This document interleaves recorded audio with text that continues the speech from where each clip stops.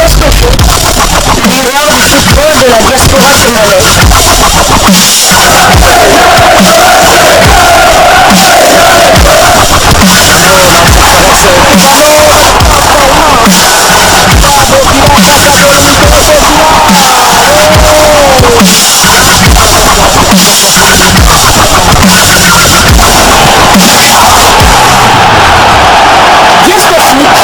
Le miroir du football de la diaspora congolaise. Vous êtes sur Diasco Foot, le miroir du football de la diaspora congolaise.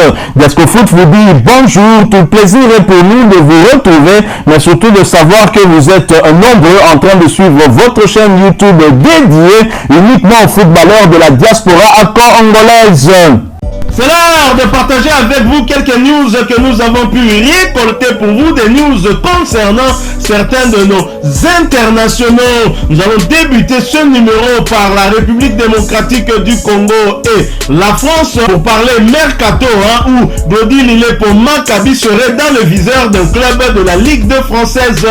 Annoncé au FC Valenciennes, pensionnaire de la Ligue 2 française, une grosse nouvelle tombe pour Glody Lilepo Maccabi. Tout semble aller si vite pour l'international RD congolais. À en croire nos confrères de l'équipe, un média français, un accord de principe aurait été trouvé entre l'ancien joueur de l'ASV Club et Valenciennes.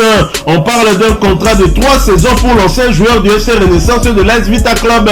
Après les événements macabres qui ne cessent de déchirer le cœur du Soudan, pays où il évoluait avec son club de Al Hilal Omdurman, dirigé par le technicien congolais Jean-Florent Ibenge Ikwangé, Glody Lilepo Maccabi serait plus que jamais proche de signer à Valenciennes et de vivre sa première expérience européenne. Je l'ai dit, cette information nous a été partagée par le média français, l'équipe qui a écrit ceci: le Congolais Lilepo vers Valenciennes.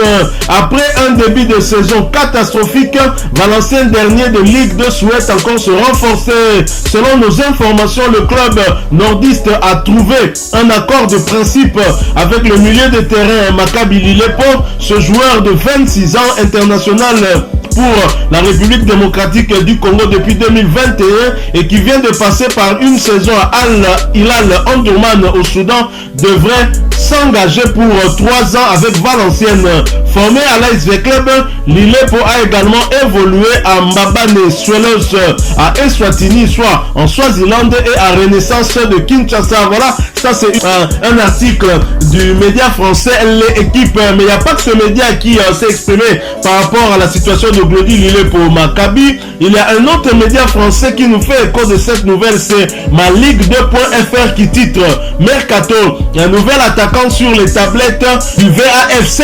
C'est une interrogation. Je vais donc vous lire cet article. Le mercato de Valenciennes a pris du retard et les 2 premiers matchs de Ligue 2 démontrent toutes les carences de l'effectif de Jorge Maciel dans de nombreux secteurs de jeu, notamment l'attaque qui a été trop peu efficace et dangereuse sur les 2 journées qui viennent de s'écouler. Ce problème pourrait être partiellement résolu avec le recrutement de l'ailier congolais Maccabi Lilepo qui évolue à 26 ans au Al Hilal Club au Soudan. Une indiscrétion révélée par l'équipe ce jeudi. Un accord de 3 ans aurait été trouvé entre le club propriétaire et le joueur. Après avoir passé toute sa carrière sur le continent africain, voyageant entre la République démocratique du Congo, l'Eswatini et le Soudan, Maccabi Lilepo pourrait avoir la chance de démontrer ses qualités en Europe pour la première fois de sa vie, lui qui connaît déjà 11 sélections avec la République démocratique du Congo de Sébastien Desabre. Glody Lilepo Maccabi dans les viseurs d'un club de Ligue 2, une bonne chose pour l'attaquant congolais, ça va lui permettre de progresser. C'est vrai que depuis qu'il y a cette situation d'insécurité du côté de Soudan dû à cette guerre, Glody Lilepo Maccabi est ici au pays et s'entraîne.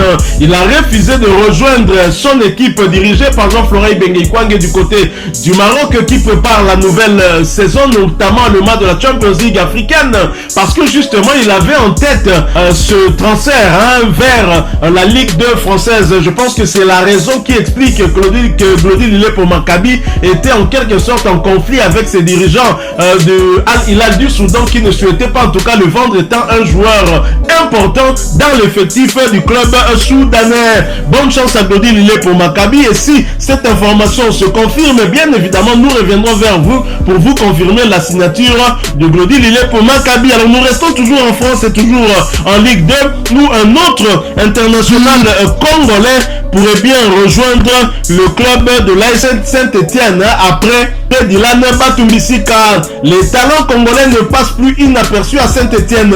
Après s'être offert à l'international congolais Dylan Batumbisika cet été, le club stéphanois tient bien à piocher un autre international congolais, en l'occurrence Arnaud Lusamba. Et selon certaines sources bien informées sur les coulisses stéphanoises, les Verts pensent à nouveau à Arnaud Lusamba. Le nom de l'ancien Namiennois avait déjà été évoqué par le passé à Saint-Etienne.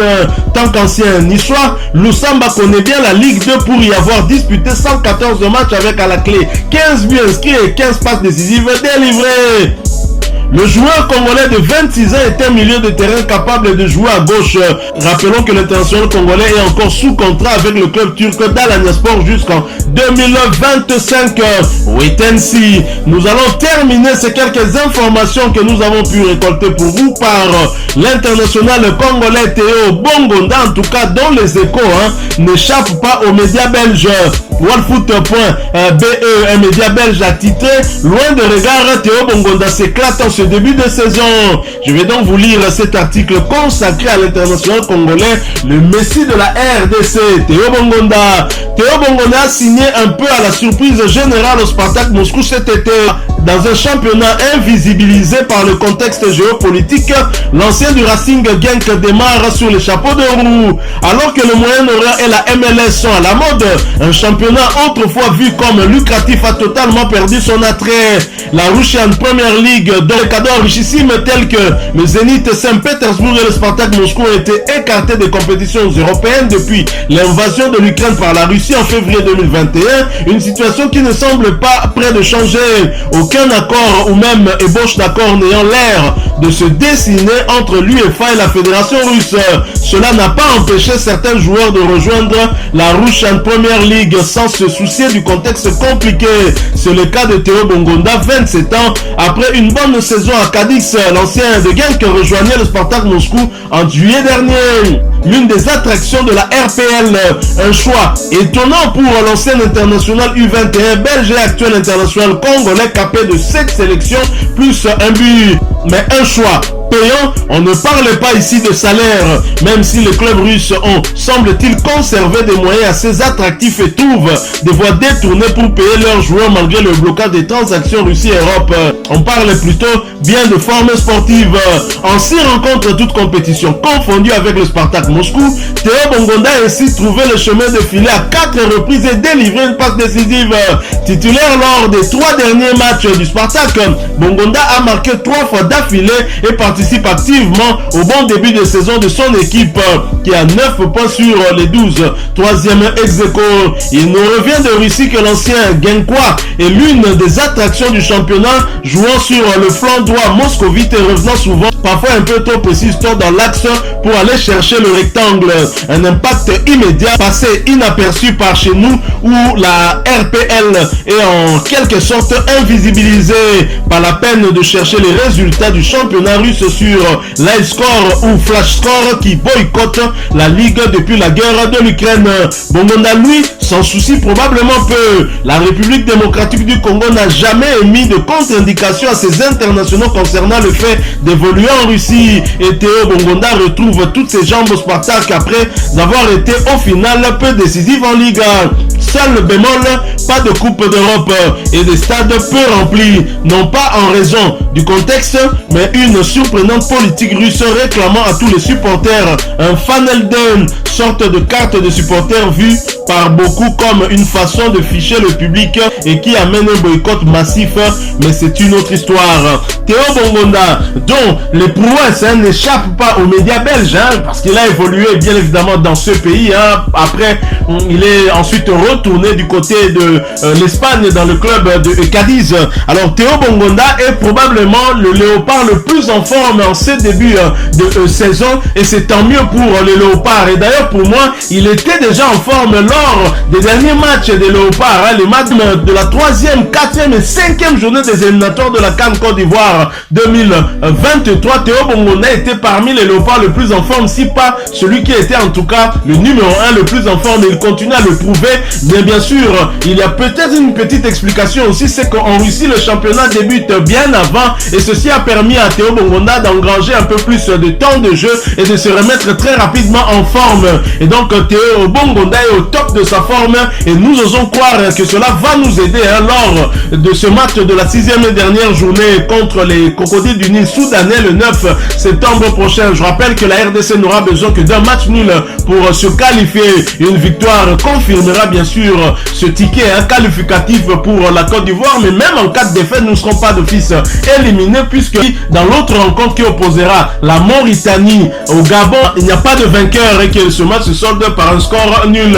Pour rappel, dans ce groupe I, la République démocratique du Congo vient en tête avec 9 points, suivi de la Mauritanie 7 points, ex-aequo avec le Gabon 3e 7 points, et le Soudan qui ferme la marche avec 6 points. Précision de taille, toutes les 4 équipes peuvent se qualifier, donc nous devons mettre du nôtre, être sérieux lors de ce match pour arracher cette qualification, et Théo Bongonda sera probablement parmi les grands artisans de cette qualification. Voilà, nous sommes arrivés à la fin de ce sujet. Si vous l'avez aimé, n'hésitez pas à nous laisser un maximum de j'aime. N'hésitez pas non plus à partager avec nous votre opinion. Si vous en avez une par rapport au sujet que nous venons de vous proposer, laissez-la nous à travers un commentaire.